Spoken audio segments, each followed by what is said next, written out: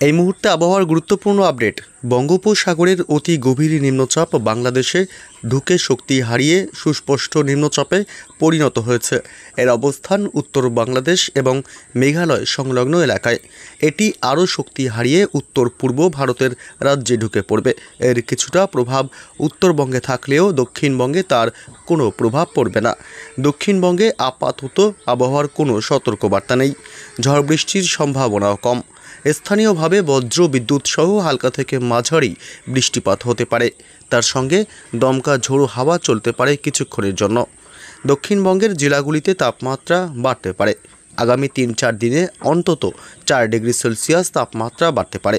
সর্বোচ্চ তাপমাত্রা এবং সর্বনিম্ন তাপমাত্রা 2 বাড়বে। বাতাসে জলীয় বাষ্পের পরিমাণ বেশি রয়েছে। গরম এবং জলীয় বাষ্পের কারণে আর্দ্রতা জনিত অস্বস্তি কষ্টদায়ক হতে পারে।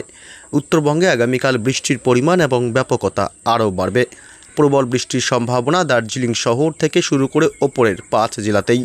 ভারী থেকে অতি ভারী বৃষ্টির কমলা সতর্কতা দার্জিলিং, কালিম্পং, আলিপুরদুয়ার, কোচবিহার এবং জলপাইগুড়ি জেলাতে।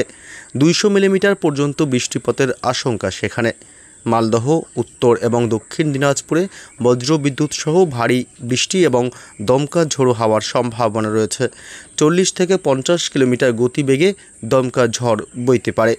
আজ উত্তরবঙ্গের সব জেলাতেই বিক্ষিপ্তভাবে বৃষ্টি হবে। 2-1 জায়গায় ভারী বৃষ্টির পূর্বাভাস রয়েছে। রবিবারে শুধুমাত্র দার্জিলিং এবং কালিম্পং জেলাতেই বিক্ষিপ্তভাবে ভারী বৃষ্টি চলবে।